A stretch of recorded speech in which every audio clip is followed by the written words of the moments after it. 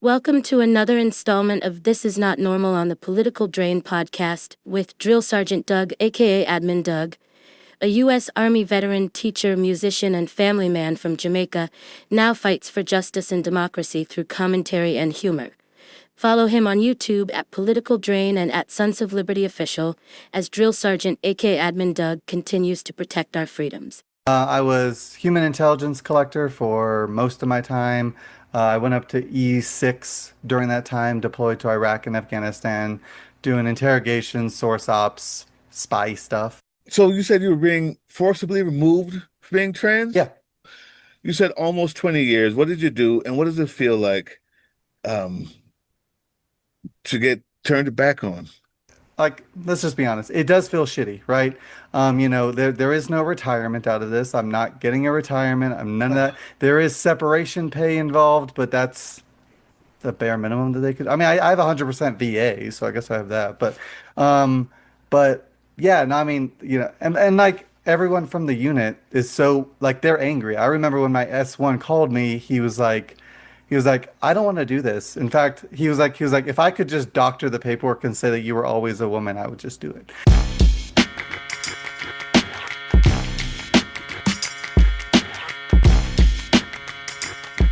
What's up, YouTube? Drill Sergeant here, and we got a very special guest. So we got a one-on-one with Aiden Swallow of Arizona 6th Congressional District, and you're going to love this one, guys. Aiden, how are you, my friend? I'm fine. How are you? Thank you so much for asking me to come on and do this. Of course, of course. Like I said to you two, we met before, and on those SOL live, it can get pretty funny pretty quickly, and I wanted to make sure I got in depth, and lo and behold, I'm doing the research and I'm looking you up, and I see that not only do I want to get more in depth, but I've noticed that your website, and let's go ahead and just tell the people what that is here, aswallowforcongress.com, aswallowforcongress.com. I'm looking at the website and I'm like, wait a minute, I don't remember all this stuff on here before. Looks like you've been adding to it. Yeah, I've been meaning to add to it. It's been like percolating in my brain since I don't really have like a staff, and I don't really want to use a lot of donor money to pay for a staff at this point. The I've been just kind of thinking about stuff, and then literally last night I was like, in preparation for this, I was like, I'm gonna start adding all the things that I've been thinking about. So Well, it's definitely a good idea. And I see on here, well, I'll tell you what, I see some things that I want to talk about. But before I do that, why don't you tell the people what you want them to know? What it is you're running for? What matters to you? yeah, so I think when it comes to what matters for me, I can break it down into two pillars, right? And one is the economic crisis that we're facing, the working families not being able to um, basically survive, and that's been a problem for a long time. But it's really kind of culminating now. And then the other side is equal rights and liberties that are being stripped away gradually, to include myself as being one of the main people that are attacked. But even if I wasn't, I mean, I'd say immigrants probably bear the brunt of it right now. But um, those are the two main pillars. And really what it came down to is for years, I just kept, thinking there has to be somebody better. I'm tired of the corruption in government. But I was in the military up until 4 weeks ago, which as as I've been able to sign the paperwork, and now I can actually talk about it more. As of like 4 or 5 weeks ago, I was still in the reserves. Uh, now granted, I still technically am, but I've at least signed the paperwork, so it's going through the process of being forcibly removed from the army for being trans. And it was something that they were fighting with. It was something that they were working on.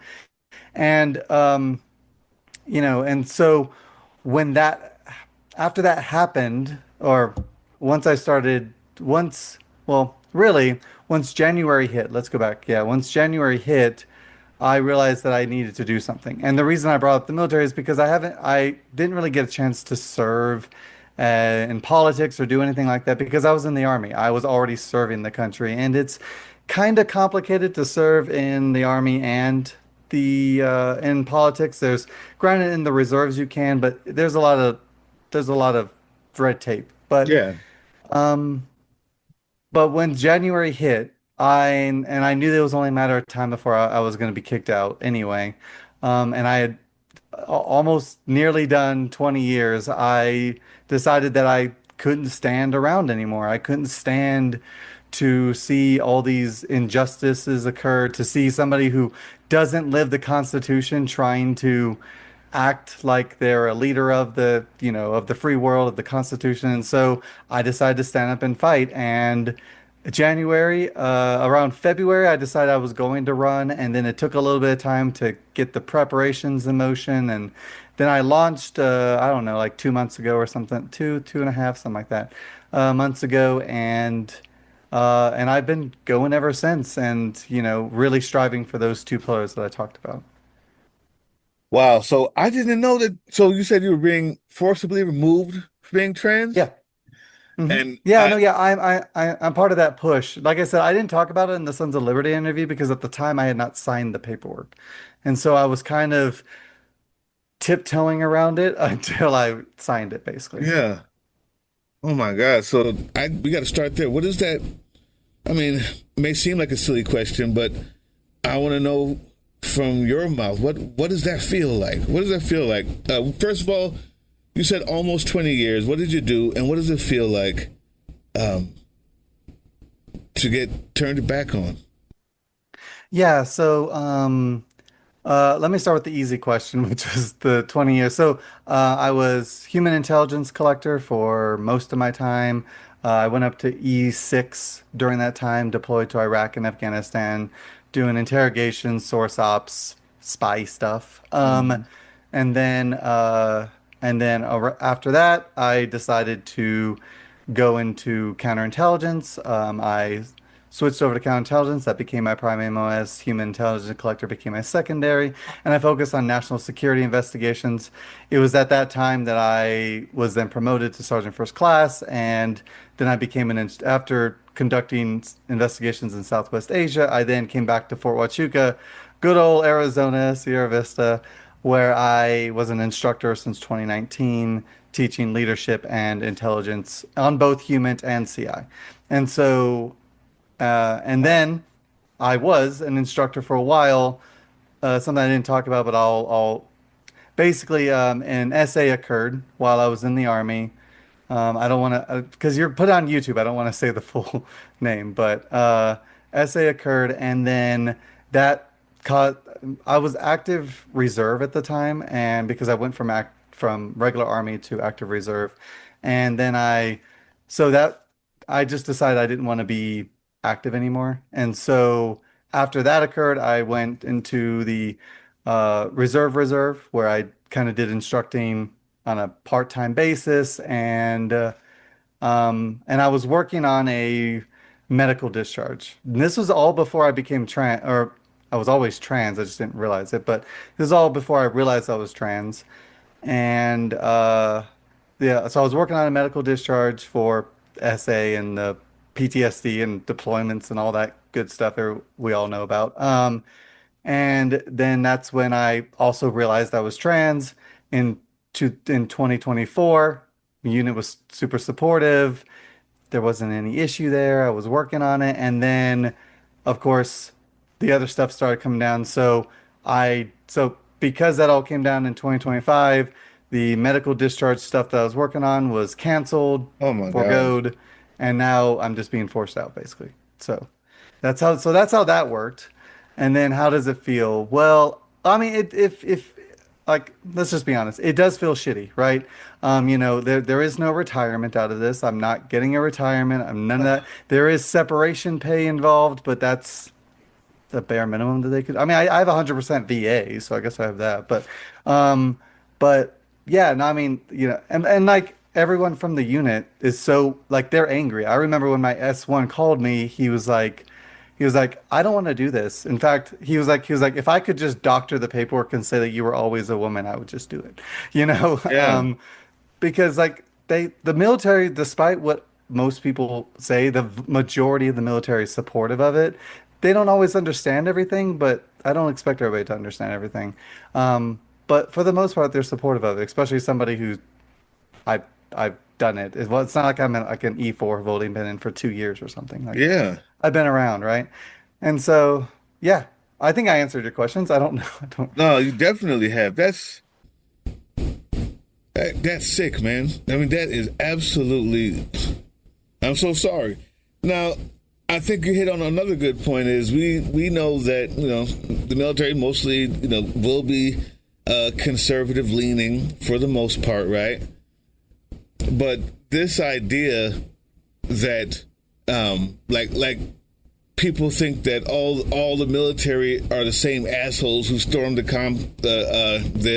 Congress or the Capitol, or all shitheads like Hegseth, Keg's Breath. That's not really the case. Like, that's why he's not in it anymore. People forget about that. Like, most people, especially as you go up the ranks, and especially officers who have some sort of education in what it takes to actually do war, realize it's not about being John Wayne and Rambo. It's a lot more than that. And we're looking for everybody who's good at their job and who has training. We need them. And most military professionals realize that. So I think that, what you just said may actually maybe open some more eyes, or it's just good to state, because I hate that's now the MO. That's now what it is to be in the military, is this asshole and who's representing us, who can't even keep his hands off himself, and dealing with the SA, and then every single thing that they want to get rid of is represented in you. I'm sorry for that, but I'm happy that you stepped up, because I think that representation now more than ever is exactly what's needed. Exactly what's needed. Wow. I want to address the two things that you mentioned. So, I agree with you. I think that it's really good to, and I don't know why the military is always seen as this conservative thing. In my opinion, military's never really been conservative. I was in the military before Don't Ask, Don't Tell. I was there when Don't Ask, Don't Tell was repealed. I went through my entire journey in the military. I realized I was trans. At one point, I thought I was gay. At one point, when I realized that I was asexual, like everything that I've done, realized about myself, I was in the military for. Up until a couple weeks. Technically, I'm still in now. Technically, because Yeah. it's not. Because I haven't been like officially discharged for the fifth time. Because once you go into the reserves, you get discharged all the time. Anyway, Right. Right. that's all paperwork. I don't need to go down that rabbit hole.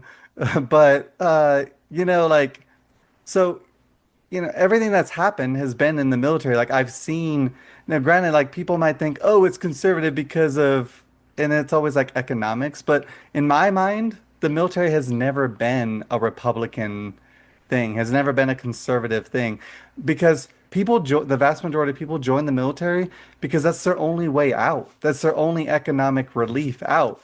The only way that you can get your college paid for, go to the military. The only way that you have free healthcare, go to well, virtually free. Yeah. Go to the military. The way that you have all of these things because you go to the military.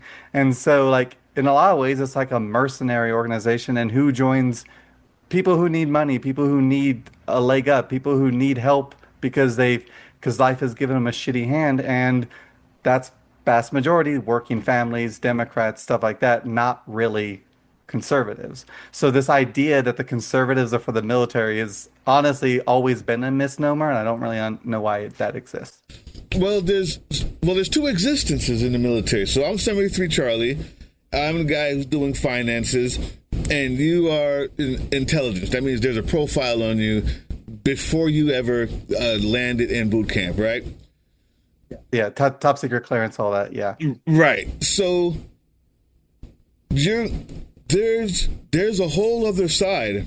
There's a whole other side of gunners, of tank guys, of mechanics that come from the Bible Belt just as poor, but have been convinced that that Jesus walks around with an AR-15 and and wants them to be rich now, and hates all other colors, and they exist in the large numbers in different places than you or I would be. So when I was in the reserves, I used to get deployed to Fort Bragg, so I would be deployed, but be deployed in America. That's where I would go, right? We would cover their finances, and those guys would be sent out because Bragg, of course, is 82nd Airborne, all the berets, all the guys walking around. Yeah, you were mobilized, not really. Yeah, so I was you were mobilized.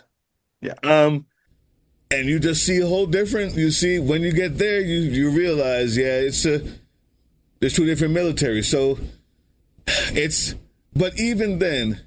I remember, Big Sarge always says the same thing, the same guy you share a foxhole with that you knew maybe right or left doesn't matter. You just never thought that they would actually be like, yeah, it's okay to forget the Constitution. I mean, you just never thought it would go that far. But a big part of that could be, I believe, Fox News is on every single outpost, barrack, company, everywhere now. They're being brainwashed. I'm not sure when that was decided. I can't remember. I used to know.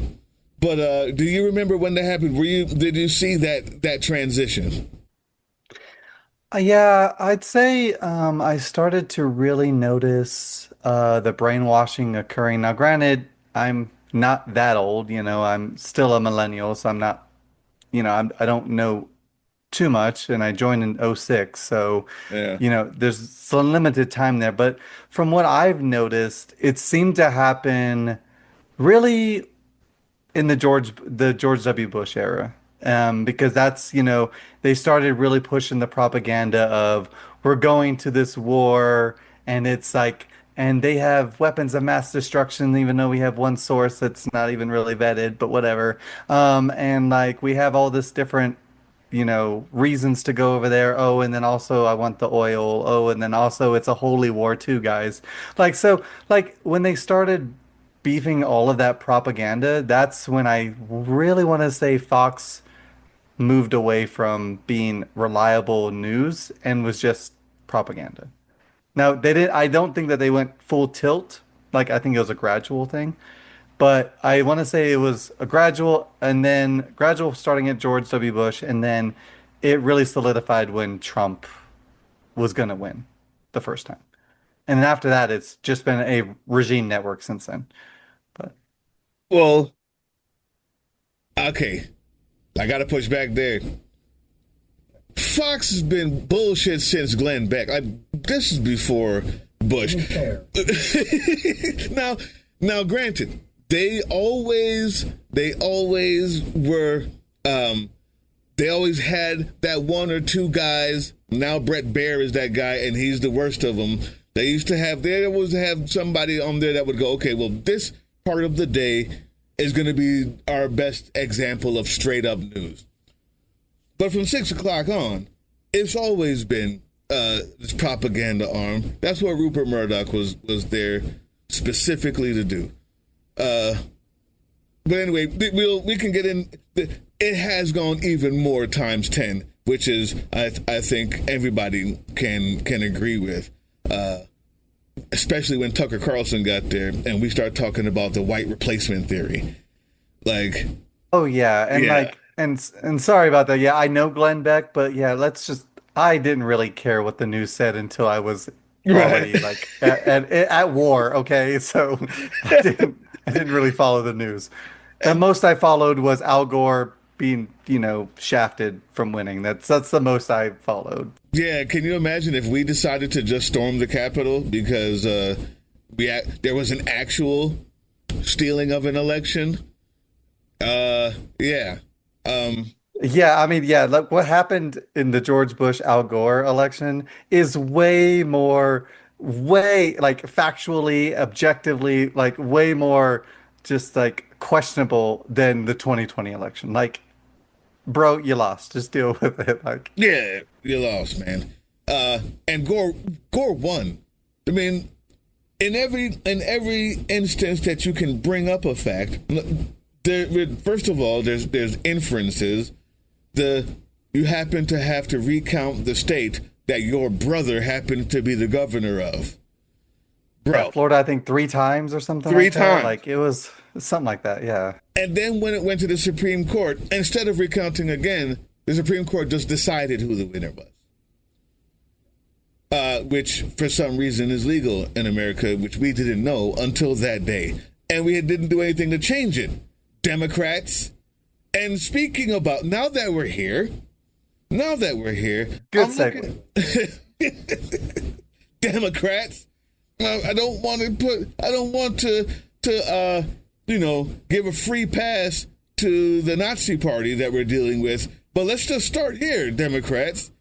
I see that you're on your site. You have I'm not.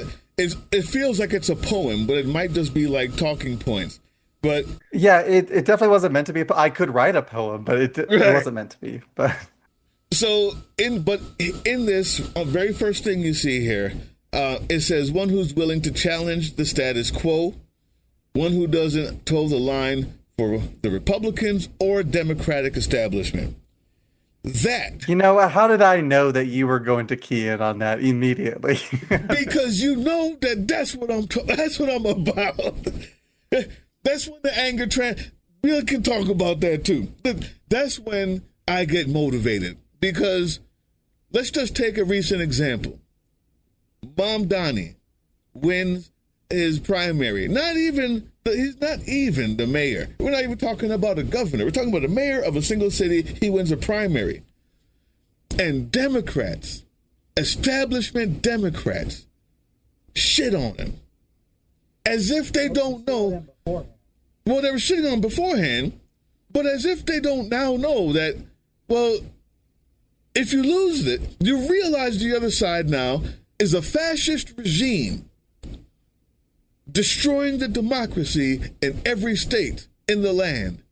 And you can't bring yourself to do what's right because you're greedy. I don't even know what it is. I got to tell you, I'm afraid that we're going to lose again because these assholes still don't get the gravity of the situation and care more about their pocketbook than the people. So when I hear you say you're here to challenge the status quo and you're not in line for Republicans or the Democratic establishment, talk about that because I think that's what people want to hear about. Yeah, and I'll be honest. Mamdani winning the primary has certainly emboldened me to speak more about the things that I've already wanted and thought about. But And I would think um, that would be that should be the reaction. right? Yeah, But who you are on the inside comes out, and exactly. those like you will be emboldened. Sorry to cut you off. Go ahead. No, no, you're good. You're good. Well, sorry, what was it? Oh, yeah, to talk about establishment. Yeah, so for me, it's not a like when people like to say, "Oh, it's two sides," both sides is wrong. Well, yes, but it's not all the way at two sides, right? Like one side are Nazis and the other side is evil and corrupt.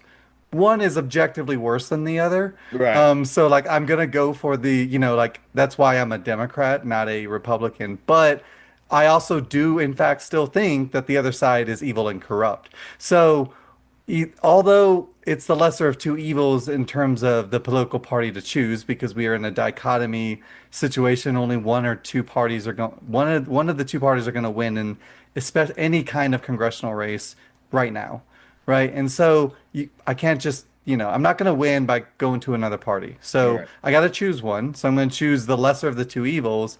But the Democratic establishment, they're still not good either. They're evil too. And so I'm going to go after all those people who decide to be career politicians and don't listen to their constituents and decide to take big money and lobbyists, I'm gonna expose them. Like that's just what I'm gonna do. Like Chris Murphy exposes the Republicans who say what they want behind closed doors and just play this acting session, this theater session when the cameras are on. But like I'll expose the Democrats who do the same thing. I'm not for people who are violating their oath or going against their constituents, regardless of the party that they're in. So, Yeah.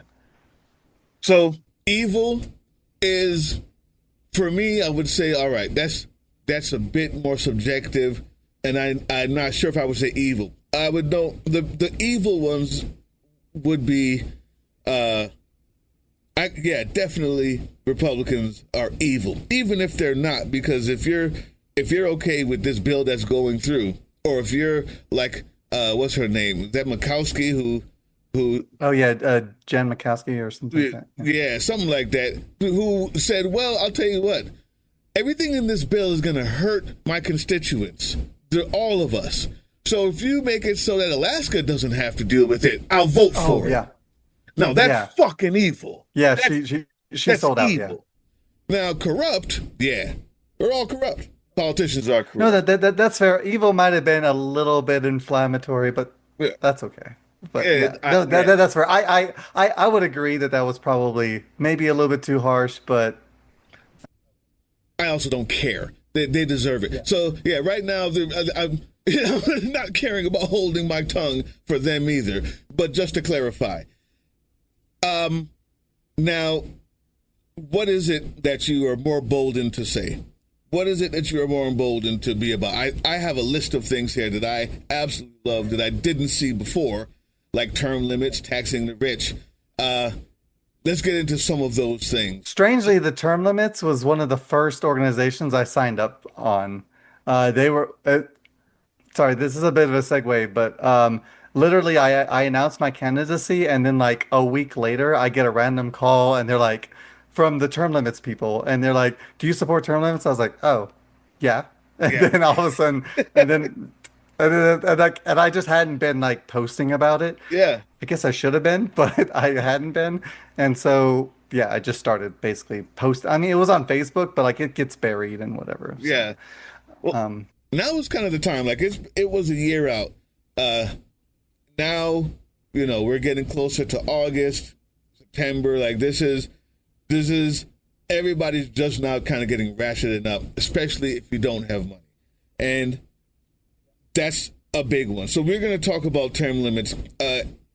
And I guess before we do that, since I hit on the money, no corporate donors for you, I'm presuming. yeah, you'll see also on my platform page because I go into a couple other platforms. I have like a meme up with AOC, and I wouldn't normally put like other Congress women up there, but like AOC, I don't know, I think is a good one to model. But like she has like this list of stuff that when you're a congressional candidate, you would a progressive congressional candidate has to have all these qualities, and no corporate money is one of the things. Like I feel like everyone who says that they're progressive shouldn't be taking corporate money. Like that should just be Agreed. Absolutely agreed. Of course, Citizens United turned this country's political landscape into an auctioning bid. And it's gross, but people like Bernie Sanders, people like Mamdani, people like AOC, the entire Justice Democrats platform before, I guess, Cenk is now had to leave that early, but we won't talk about them and their downfall into bullshit. But anyway,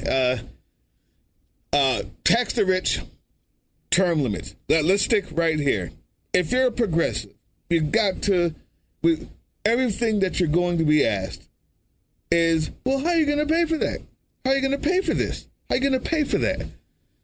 And it seems like, for some reason, saying I want to tax the rich is It's like the third rail or something.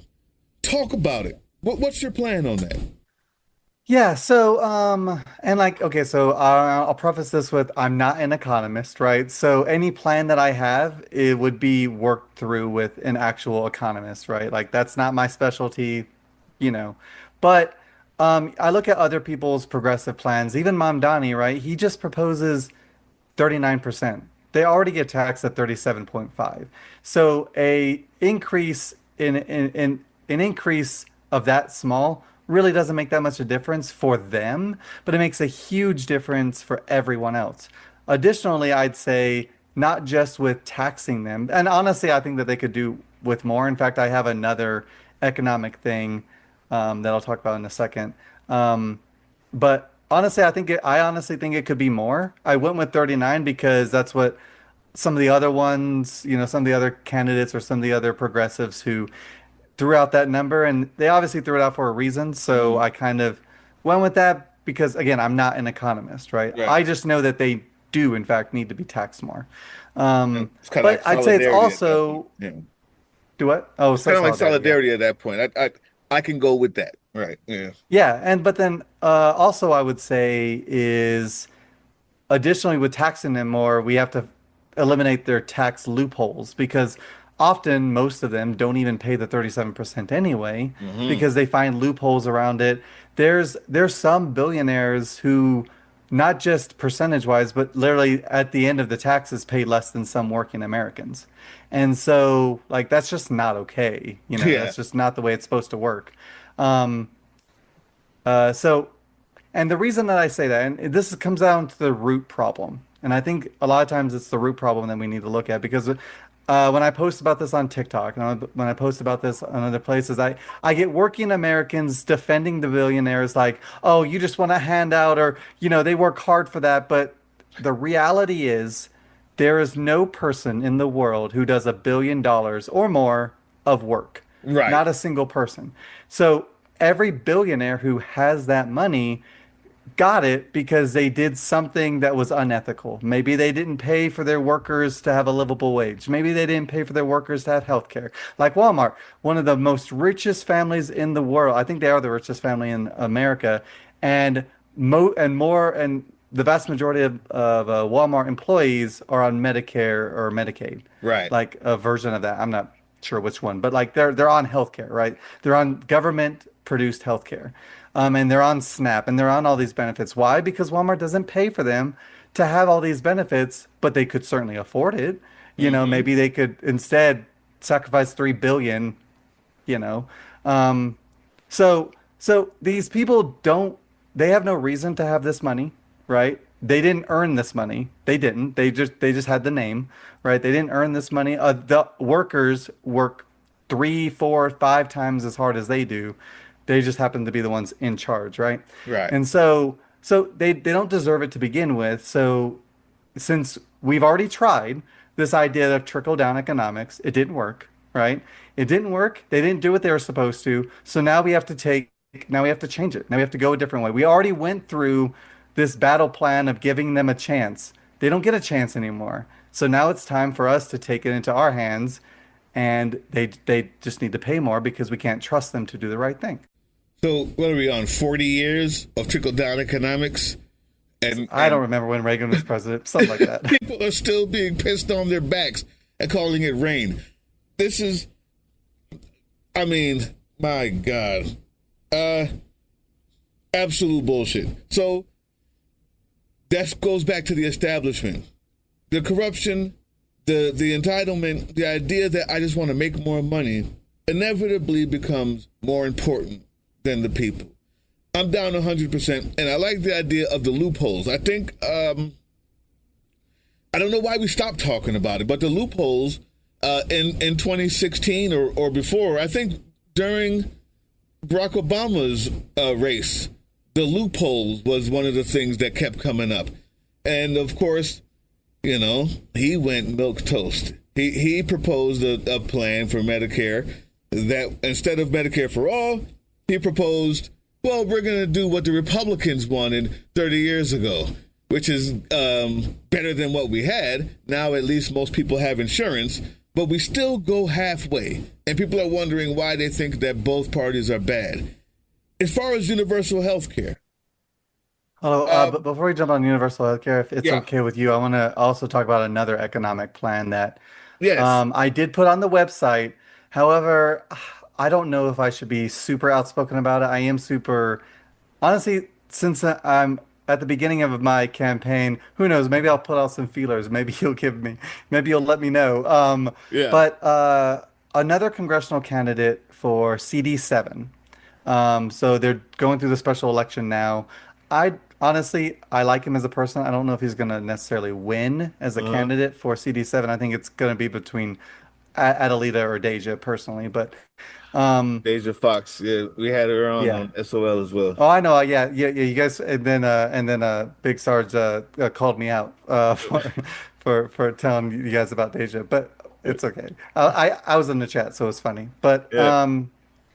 The but his name was Patrick Harris Sr., right? Or is, not was. He's not dead. His name is Patrick Harris Sr. And he proposed, he's like known for this at this point because every time he gets on an interview, this is all he talks about. And he's calling it Cap the Cap, right? And what it is it's a one page, single page. I have the link on my website so you Yeah, can I'm like going go to to it it. now. And I even signed the petition for it because I endorse it, to be honest. It's called Cap the Cap. It's a one-page amendment, a constitutional amendment. It would take a while for it to actually take effect. I don't know.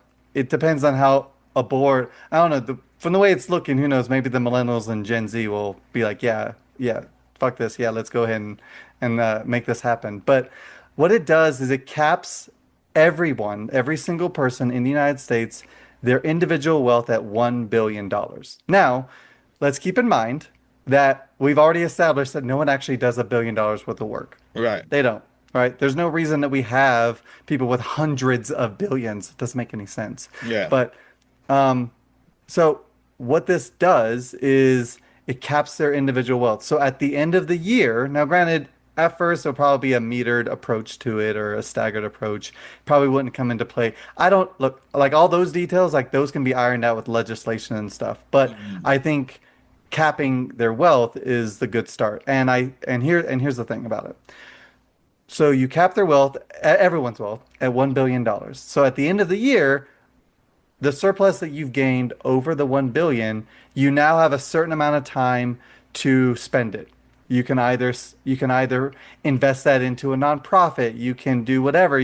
Quite honestly, you can make the roads better, you could give it to, I don't know. It doesn't matter. You literally can do whatever you want with the money, but you have to spend it. And then if you don't, then the government seizes it and then they spend it for you. But so the idea is that you would just spend it yourself, but you're capping the wealth because what that does is that invests all that extra money into your citizens, into other organizations, into the infrastructure of the country, all of that stuff. Yeah. And then because there's no reason that anyone even, quite honestly, I don't see how anyone needs more than like 100 million and like that. And I'm being generous because I can't even imagine having 1 million. So, right. So like, I don't see how people having $1 billion is even a question. But anyway, So I so could that's the already other see part. all of the backlash for this, and Oh, I'm I glad know. you want to Oh, I test it know. out. Yeah. Oh, I know. People are going to be like, well, government seizing money is that just sounds like I got a problem. I don't know why. And That sounds pretty commie. I got it. Got it. right. But I can see the idea of this. For instance, I think in the 80s, like in the 60s, the 70s, and 80s, around this time, when we had the booming middle class. What they mean is the booming white middle class was anything over like the top 1% was taxed at like 70%. Period. Right? And it worked. It just works. It just works because people are getting paid more. People are the government can actually do things like roads and like invest in companies and other businesses and give loans.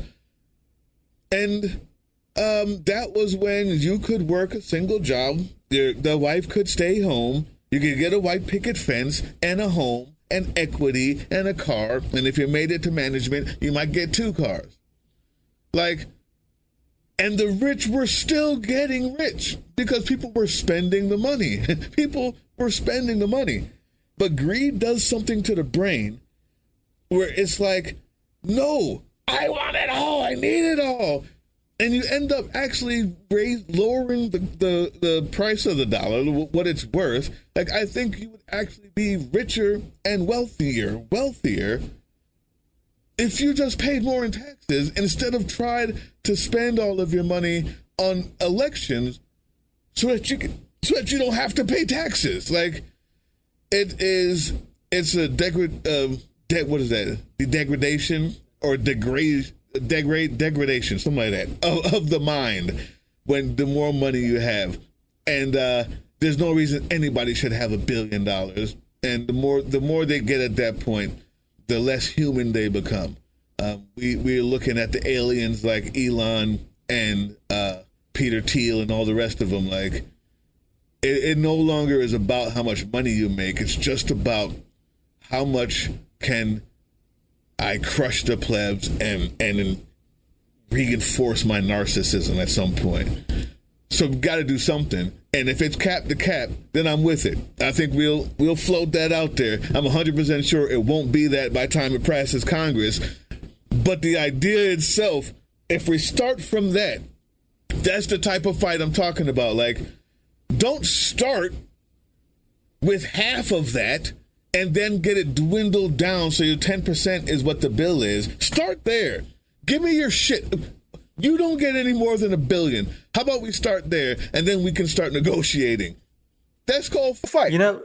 Yeah, you know, it's funny because that's kind of the basis of making a deal, which is funny because the guy who's supposed to be the art of the deal doesn't know how to make a deal. Because when you make a deal, you start big, and then the other person goes low, and then you compromise somewhere in the middle. The best deal, no one gets what they want. Everyone just gets okay. Everyone's just fine with it. That's the best deal. Like nobody gets what they started with. Right. That's right. It's called compromise. I learned it in Star Trek. I don't know. Okay, let's talk about universal health care and free college. We asked you how you're going to pay for it. So all of the, I don't know why you're watching this. If you're going to ask me, well, how are you going to pay for it? We just fucking told you. So stop. Just stop. On the other hand.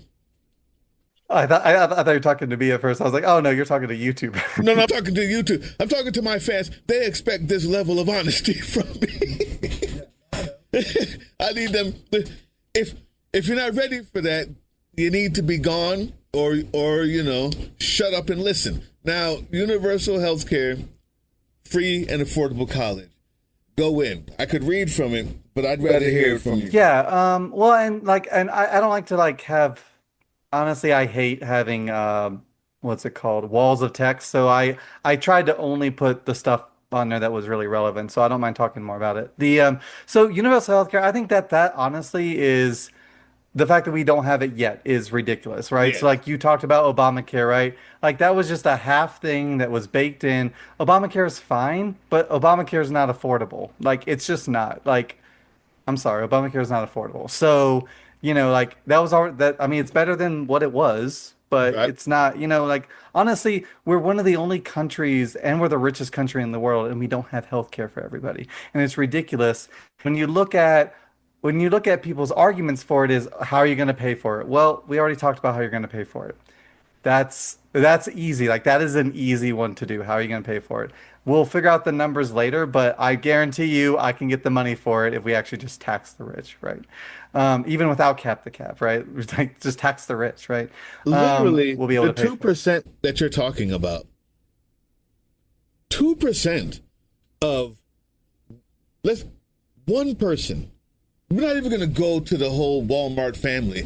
And also, on a side note, everybody who's praising the Walmart daughter, who said that she stands with the people and thinks that everybody should be able to have affordable SNAP benefits and all this stuff, it's because she doesn't want to pay that for them either.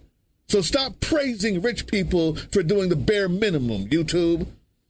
Well, also maybe don't Anyway. praise her. Maybe when she takes that money and then just gives her employees more money, then Right. we'll praise her for those things. Don't give me lip service. Just show me that you actually care about your employees. Thank you. Now, where was I? Oh, yes.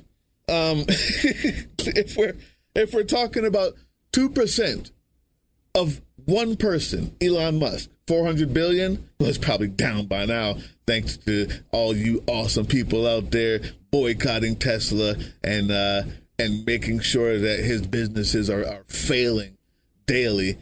You're good people. It works. Don't let nobody tell you that that type of resistance doesn't work. But if you just took 2%, 2% more from him, 2% of 100 billion, forget it. 2% of $50 billion. Let's find out. What is 2%?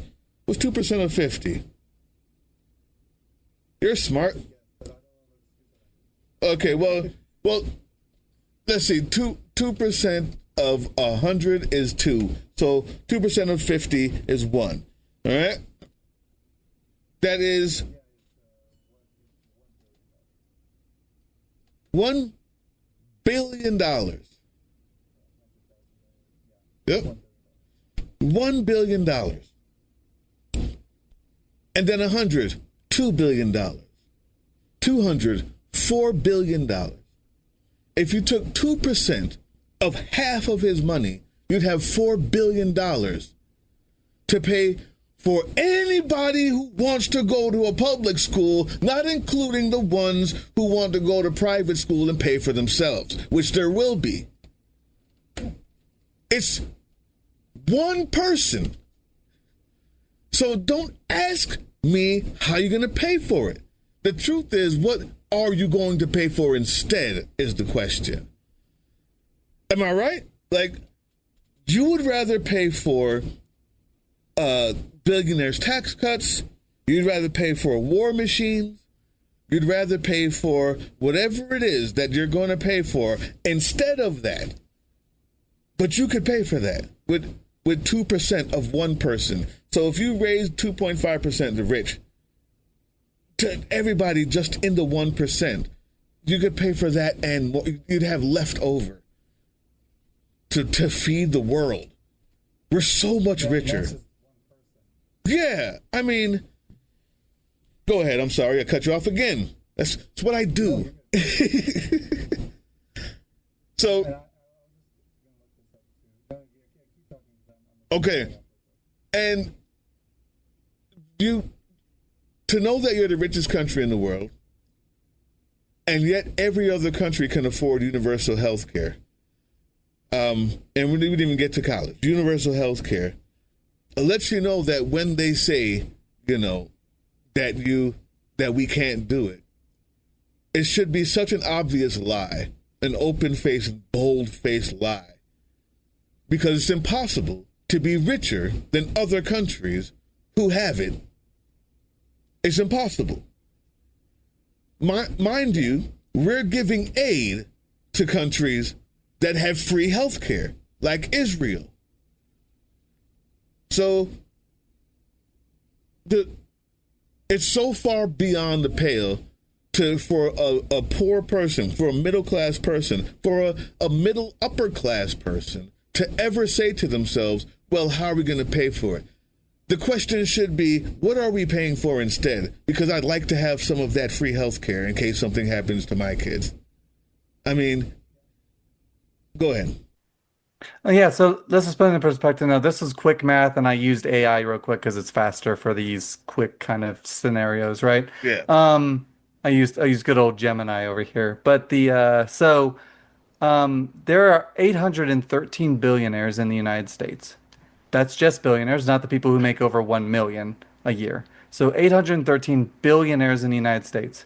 Their estimated wealth is about $5.17 trillion. I just did a calculation real quick on just 5 trillion, not the 0.17, 170 billion. So I did 5 trillion times 2%.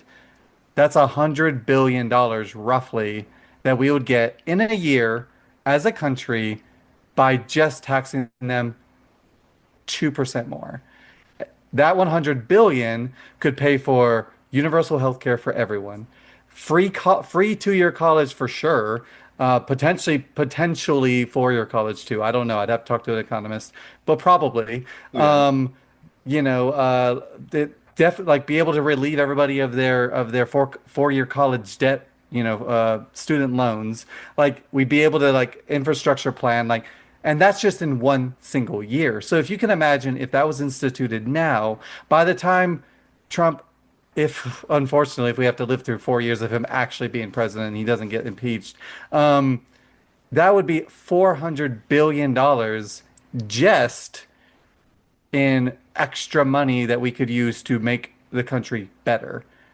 And that's just taxing 2% more. It's so easy that it every time whenever this does come up and someone can just be honest about that, it's so easy that it should be the shortest segment in every news program. What's the problem? I don't understand it. I don't. I don't know how. Oh, I'm sorry. Go ahead. No, I don't know. You don't know. I don't. I Talk me off the ledge. I don't understand it. Why are No, we afraid to say I it? don't get it. Like it's one of the biggest crimes in America where the working class people have started to defend the billionaires don't even have to pay. They get free defenders to go out there and defend their billions, but they're the ones stealing it from you, and you're defending them stealing it from you. I don't. I don't know how to put it. I mean, even if more numbers, fine. I'm not, you know what? There's a cult out there. And what I've realized in doing this job for a few years is there's no such thing as common sense or some sort of factoid or reasoning with someone who's in a cult. It's just not the case. I mean, I could just, for fun and shits and giggles, I could just read you comment sections of where I said, let me just see how long this can go. And the hole that the person would dig for themselves among mounds and mounds of facts. And when it just gets too far, they'll go, but what about this? What about this other thing? And I said, no. What about the thing we're talking about? Can you just say that? Yes. If you say yes, you get it. Then I'll go to the other thing. And it's gone. It's just gone. Like, they have the ability to just not think rationally. Fine. For the rest of you, let's go back to some numbers. Billionaires. Whatever you get paid at your job, if it's owned by a billionaire who has a boardroom of millionaires, let's just take the billionaire and we'll say the reason why they can make billions of dollars, if they have $5 billion, if they gave away 1 billion of those dollars and spread it evenly throughout the people who were getting paid, which is you, and they have what? A company of 1,000 people. $1 billion, 1,000 people, right?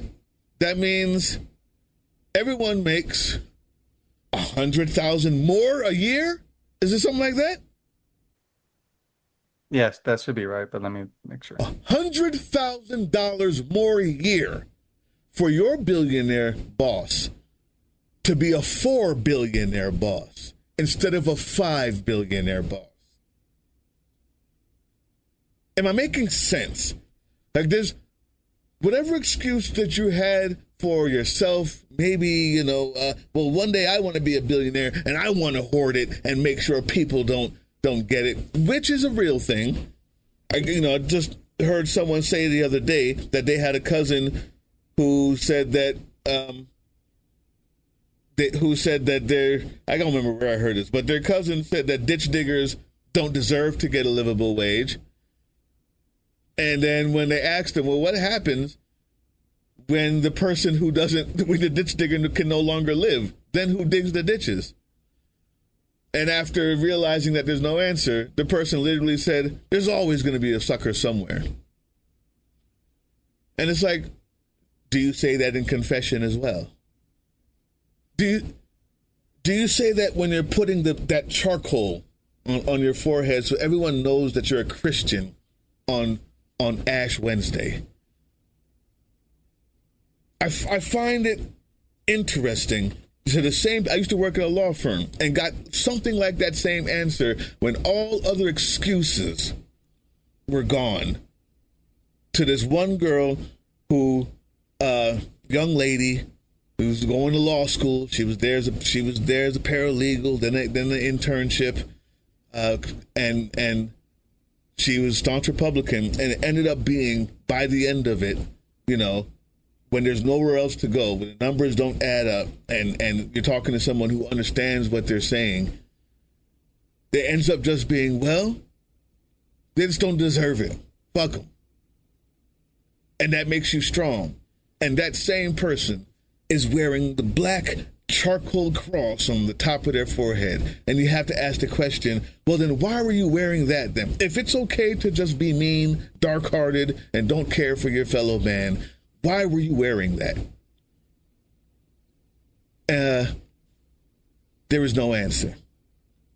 There's no answer. What do you think about the religious right, since we're here? And I know that's charged. I know it's charged. Yeah, so I have a lot of strong opinions when it comes to theocracy and the religious right, and being deployed in Iraq and Afghanistan. I've seen what theocracy does to countries and the horror that it does. Mm-hmm. And I don't talk about it much because of where I live. There's a lot of strong believers, but there's a big difference between the strong believers. I mean, shit, even my girlfriend is actually a Christian, right? But I don't mind, whatever. But there's a difference between people like that, and then there's a difference with the people who you're talking about, who literally go against their own teachings. People like Christy Nome, who are just cosplayers of Christianity, or Marjorie Taylor Greene, who are just cosplayers of Christianity. None of them really live what it means. And this is not my judgment. This is their own book, right? And as somebody who doesn't follow that faith, I probably know more about their faith than all of them combined. That's the classic story. Because I actually do the research, and I've lived it, and I grew up in a evangelical world before I joined the military. Mm-hmm. So I'm very knowledgeable in that area, and so it honestly disgusts me that so many of these people, and those, by the way, those are the same people who want to say people like me are doing identity politics, but they're on a press conference with a cross on, and they're on the Congress floor talking about their faith, but they're going to accuse me of identity politics. Mm-hmm. Just saying. So I think that they'll get it. I mean, it's about doing what's right. And you seem to have that in the bag. You seem to have that as a compass. So if you're watching from Arizona, don't allow my bad potty mouth or my dismissive tone of the Christian right to taint what it is that she just said. Go ahead. I was just gonna say this is faith aside, America was founded off the idea of, America's never been a Christian nation. It'll never be a Christian nation. It is a nation that was founded by mostly atheists. Founding fathers were mostly atheists. Yep. And they founded a nation that anybody could have any freedom that they wanted. So it was never a Christian nation to begin with. In fact, it only started becoming a, quote, Christian nation in the 1950s. That's when they added "In God We Trust" to the Pledge of Allegiance. That's when they added No, I'm sorry. In God We Trust was to the money, but One Nation Under God was added to the Pledge of Right, Allegiance. I had to right. run through it real quick. Yeah. Um, that was added in the 1950s, and that was added for a political purpose. After the Red So Scare, I believe, like there was a yeah, yeah. yeah. Like it's just that on the basis if you don't if you want to live in a theocracy, then you're not. That's against the American ideal, and it's just that simple. It's against the Constitution, and it's against the American ideal. That's just what it is. If you want to live in a theocracy, go somewhere else, because that's Go to not what Saudi America Arabia. is. Yeah, I mean that's the wrong one that they probably want. Well, I mean, the point is, I don't know of any place that mixes religion and politics that isn't the most evil place on earth, that doesn't do some of the most evil things on earth. There's no superpower that I know of that mixes that has a theological framework. That's it. As far as I know. Well, I want to end with this. Thank you so much for coming on. But at the bottom of this page here, we talk about Arizona schools. And I want people to know why they're voting for you, for not just the overall saving of the democracy purposes, which we weirdly didn't get into as much as I thought. Yeah, we had jumped around. There's so much to talk about. We jumped Right. around, but that's okay.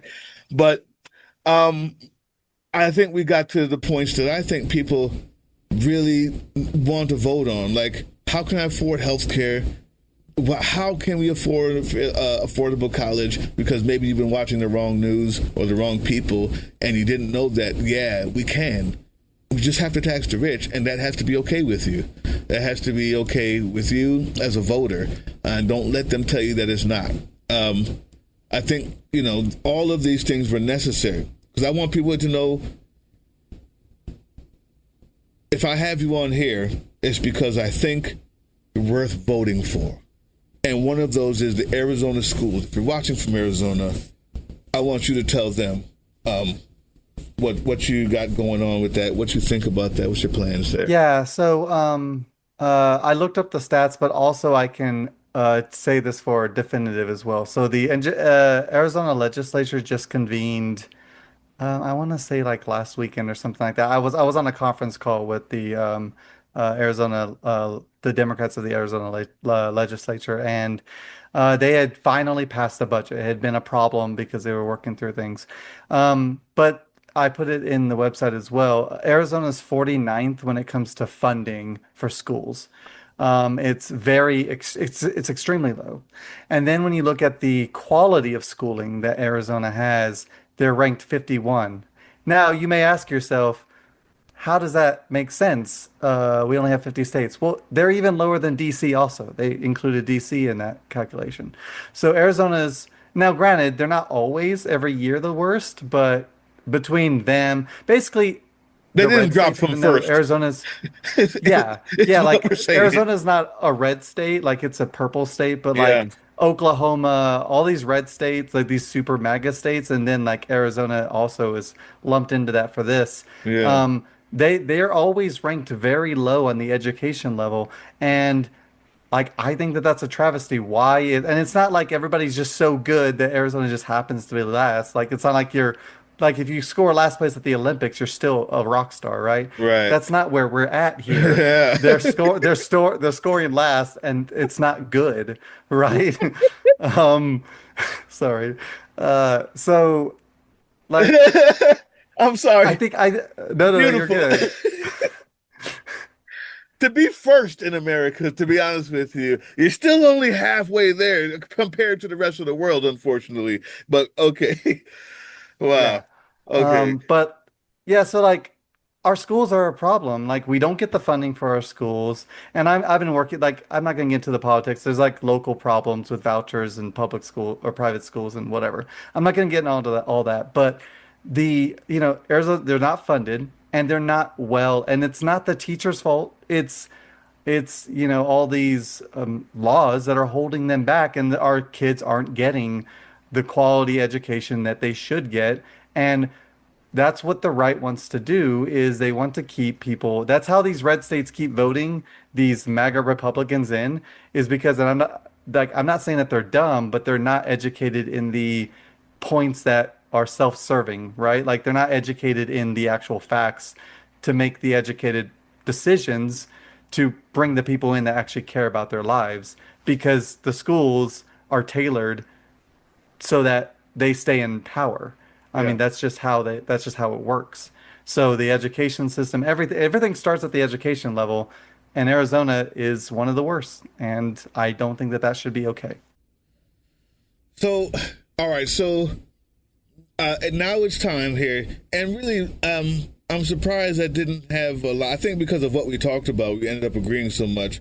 I kind of pride myself on trying to ask tough questions, trying to pride myself on pushing back, making explain things. And this is one where I'm going to do this. It says here, you want a comprehensive reform of Arizona school funding and school education.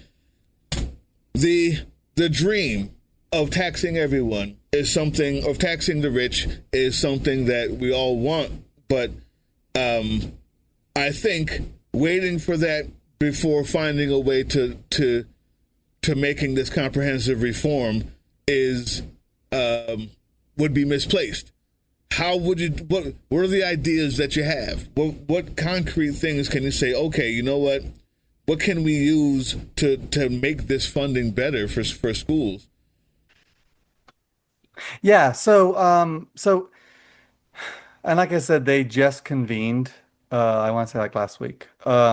And so, and so like this is like brand new information. And so I would say it's difficult to say that because they already tried to pass a comprehensive budget that would help this. And the Republicans who unfortunately rule the state might be purple, but the Republicans own the legislative seats. Anybody here gerrymandering? Yeah. Okay. Yeah, yeah, exactly. Yeah, there's a lot of gerrymandering. There's very little Democratic seats in Arizona, and I'm talking about the state legislative level. So we're not even talking about congressional level. At the state legislative level, there's a lot of Republicans that are running a lot of these legislative bodies, right? Hmm. They're vast majority Republican, and so the budget has been shit for a while now, and it just failed. Like the budget passed, but the Democrats had to make all the compromises, right? So it's still not good. Like the problems are going to persist. There's nothing I can do budget wise. So what that tells me is that the legislative power is failed in that regard. So how are you? So what's the thing that we can do now to make a difference? Well, you can't like yelling at your state legislature isn't going to fix the problem now. Waiting until midterms to get them out isn't going to fix the problem now.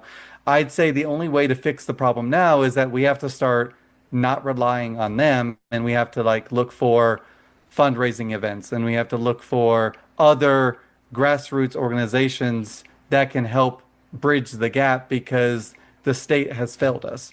There's nothing that we can do law wise because they already just passed the budget. There's nothing we can do law wise to fix that now. It's it's where it is until the next time they vote on it or the next or when the big old Brazilian butt lift bill I don't know comes in. Once that comes down, like we'll be able to they'll probably like convene more again and like maybe continuing resolution or something on the state level. But for the most part, there's not much that we can do in terms of getting the state's funding through, in my opinion, through state processes. If you want to solve the problem, we have to put the solution into our own hands and seek that solution. We're talking statewide. This is gigantic. Yeah. Who's are there that many of these organizations? Are there that many of these people? How are you going to get them, or how are you going to get the people listening right now to be a part of that? If they vote for you and you have now a bit of cachet, a bit of power, whatever little bit that is as a junior congressperson, show me the way. What do Yeah. we do? So How do we get there? Yeah, so again, as a congressional Congress. So let's say I get elected, I'm CD6 congressional congresswoman, right? Um, I don't control the state, right? I would control more of the federal. So I would try to get like the other things like tax the rich and stuff to Right. be able to fund the states. But in lieu of that, what I can do from my, from my position is now then I can now go down and have the meetings with the state legislature and try to use my power to get them to vote, to get them to change their budgetary stuff. I can't force them to do that, right? But what I also could do is I could use my power to try and primary the Republicans who are doing the wrong thing against them, or I could use my power to get Democrats in that actually care about progressive. Um, I, I like that shit. I like that.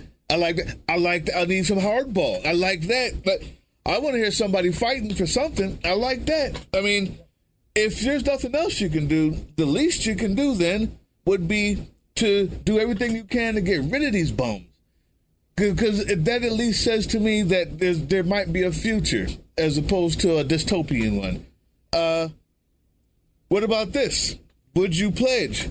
Would you pledge for the people who vote for you? And they know that it's so far gone. They know that even maybe they voted for the wrong people because they listened to the wrong people, and nobody's going to was gonna give them a big deal about it.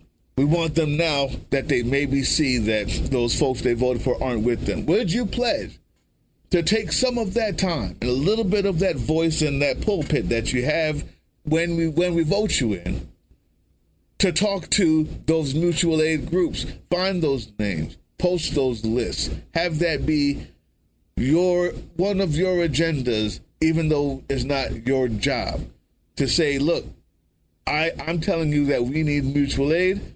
So what I want to do is help to find these mutual aid, talk to these people, have them, whatever we can do to have partnerships with them in the school districts. I would like to help facilitate that. Would you make that pledge?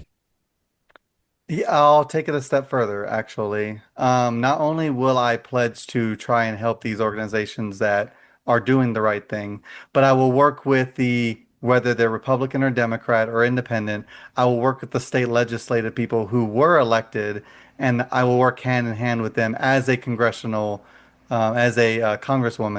to help them also continue to do that as well. And I'll answer it with this way as well. Right now, I'm doing a fundraiser event for a place called Lori's Place. It's it's like mainly sexual assault, but like it's a nonprofit in the area, right?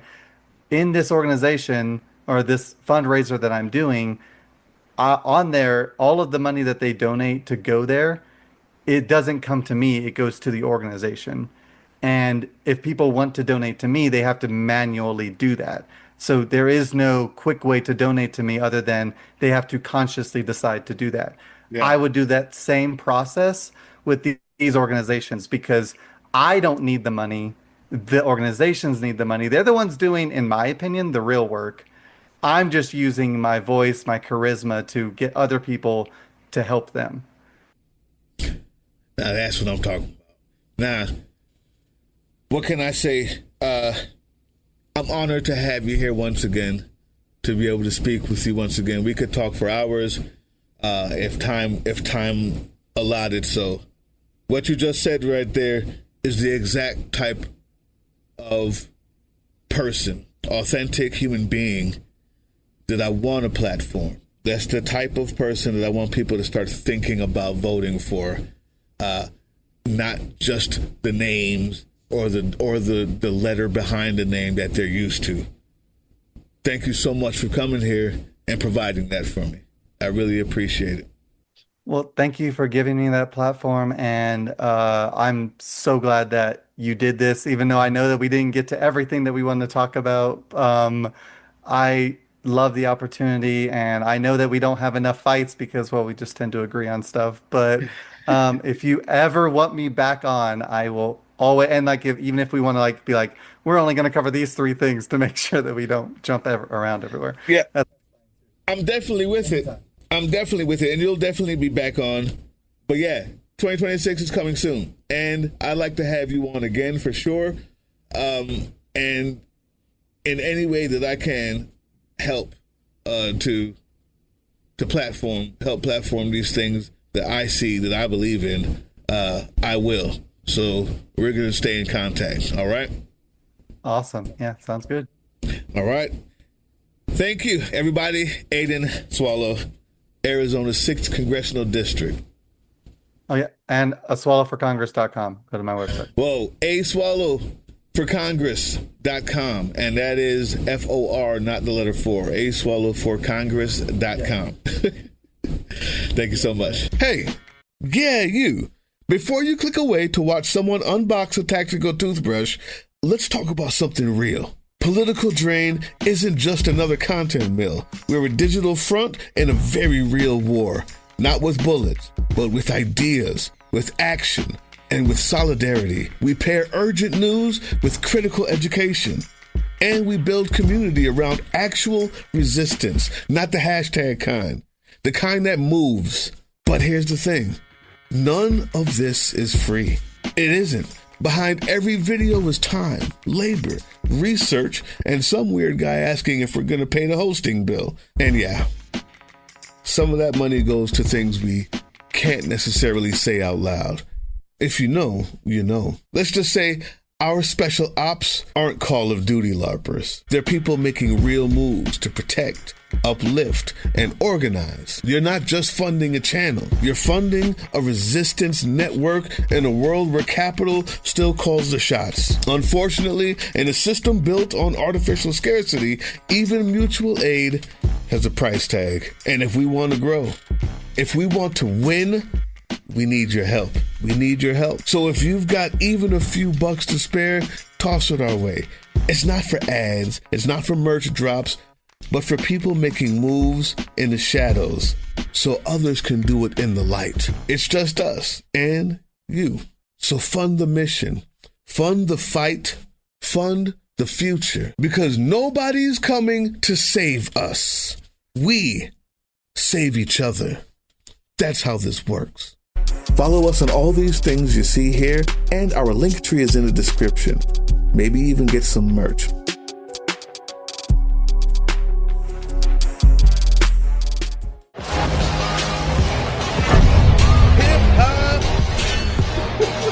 That was the Political Drain podcast, which can be heard on www.groovechillradio.com/political-drain and can be viewed on the Political Drain YouTube channel anytime. Once again, thank you for listening to Groove Chill as we resist fascism in any form, pursue democracy, peace, and love.